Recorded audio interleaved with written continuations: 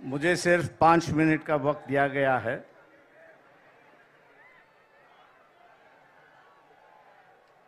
राहुल गांधी जी,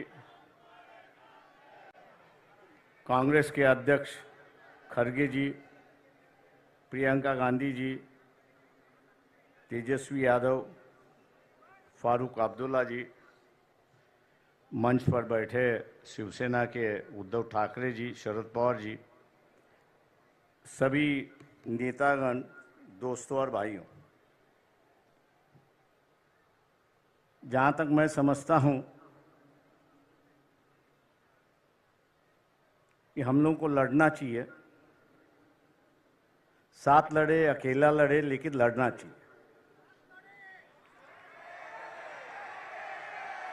देश भर की परिस्थिति की बयान मैं कर रहा हूँ। मैं इसलिए देश भर की बयान कर रहा हूँ कि बंगाल में अलग सी परिस्थिति बन चुकी है।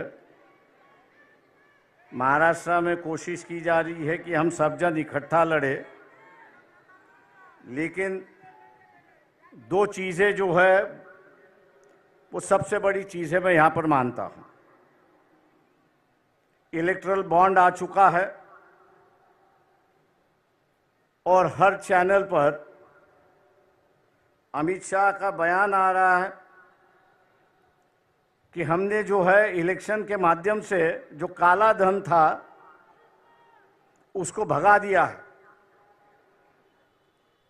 लेकिन मैं मोदी जी से और अमित शाह से पूछना चाहता हूं, future gaming and hotel service company है कि जिसकी 2021-2022 की जो नेट प्रॉफिट है, ये नेट प्रॉफिट 215 करोड़ का है और उन्होंने इलेक्ट्रल बॉन्ड जो है वे 1360 करोड़ का खरीद लिया है। जब कंपनी का प्रॉफिट ही 200 करोड़ है तो 1300 के बॉन्ड वहाँ कहाँ से खरीद लिए? इसका विवरण तो होना चाहिए। मैं ऐसे कई कंपनियों का नाम दे सकता हूँ। क्या हम लोग इनको टारगेट करेंगे या नहीं करेंगे? मोदी से ये सवाल पूछेंगे या नहीं पूछेंगे? और हम लोग जरूर पूछना चाहेंगे कि आप कह रहे हो, अमित शाह से हम कह रहे हैं कि आप टीवी पर जवाब देते हो, तो इसका जवाब दीजिए कि इस कंपनी के पास 1300 करोड़ रुपए कहां से आए, इसका जवाब होना चाहिए। आप इन पर ईडी की इंक्वायरी करवा रहे थे, लेकिन ईडी की इंक्वायरी अब रुक चुकी है। ऐसी एक परिस्थिति है। मैं समझता हूं कि एक मामला है कि जिसको हमने उठाना चाहिए। दूसरा, प्रियंका गांधी जी से मेरी नम्र विनती है कि मोदी जी कहते हैं कि ये देश मेरा परिवार है। ये बात सही है कि ये देश उनका परिवार है, लेकिन उनका जो असली परिवार है उनमें से एक महिला उनके साथ में नहीं रहती है। हो सकता है कि अगले साल के इलेक्शन में जो हो रहा है, मोदी जी दोबारा प्राइम मिनिस्टर ना बने। कांग्रेस पार्टी के अध्यक्ष से भी मेरी दरखास्त है कि हम लोग इस मुद्दे को उठाए और हिंदू समाज के अंदर फैमिली का जो रिश्ता होता है वो सबसे गहरा रिश्ता होता है। मोदी जी उस रिश्ते को निभाए,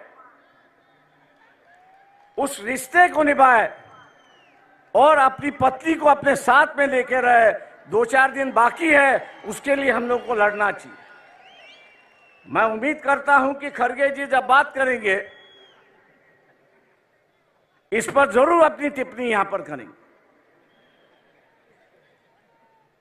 क्योंकि वह हिंदू संस्कृति की बात करते हैं, हिंदू रिवाज की बात करते हैं और वही रिवाज और वही उसको मानने के लिए तैयार नहीं। पर्सनल मामला है, मैं जानता हूं,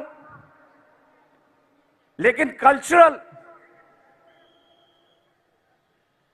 की चर्चा जो है ये आरएसएस ने शुरुआत की, कल्चरल नेशनलिज्म की गई, कल्चरल हिंदुइज्म की गई।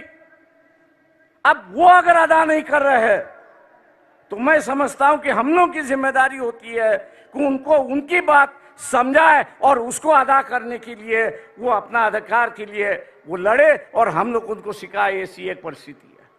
दोस्तों, 5 मिनट का वक्त होते आ रहा है। मैं और एक बात यहां पर कहूंगा, वो राहुल गांधी जी से मेरा दरखास्त है यहां पर, वो ये है कि ईवीएम जो है 2004 से मैं उससे लड़ रहा हूं, आज भी बंबई हाई कोर्ट में उसके लिए मैं लड़ रहा हूं।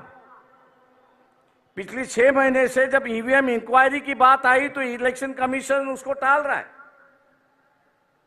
उसकी जो मशीन आती है वो अमेरिका से आती है, लेकिन वहां के जो चिप उसमें 2 है, स्टोरेज चिप जो है, वो यहां 20-20, 25-25 रुपए में मिलते हैं कि जिसको मैनिपुलेट होता है। राहुल गांधी से मेरी दरखास्त है कि पार्लियामेंट भी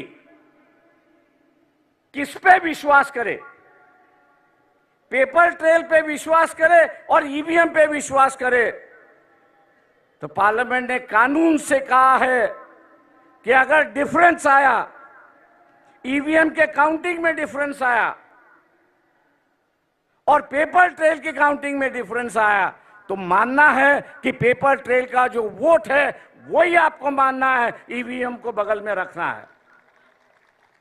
क्या हम लोग इस इलेक्शन के पहले, इलेक्शन शुरुआत होने के पहले इलेक्शन कमीशन को घेराव डाले, सब पार्टियां उससे मिले कि अगर कोई कैंडिडेट अर्ज करता है, एप्लीकेशन करता है कि वेरीफाइड पेपर ट्रेल जो है वो काउंटिंग होना चाहिए, उसका एप्लीकेशन मंजूर होना चाहिए, क्या हम लोग इसके लिए लड़ने के लिए तैयार है? दिल्ली में हम लोग को यहां पे जाना होगा। मैं राहुल गांधी से विनती करता हूं कि वो अगर डेट ऐलान करेंगे तो शायद हम लोग उसमें शामिल होंगे, बड़ी संख्या में शामिल होंगे, ये मैं आशावाद यहां पर करता हूं। रही बात लोग साफ सुथरी कैरेक्टर के लोग चाहते हैं, ये जो फैमिलीवाद है, दूसरे चीजें जो है, लोग उससे उब गए हैं, हम लोग उससे बाहर निकले। और मैं इस मंच से कहना चाहता हूं कि हम लोग अपना इस्तेमाल एटलीस्ट महाराष्ट्र के लिए परिवारवाद के लिए खर्च करने के लिए तैयार किए।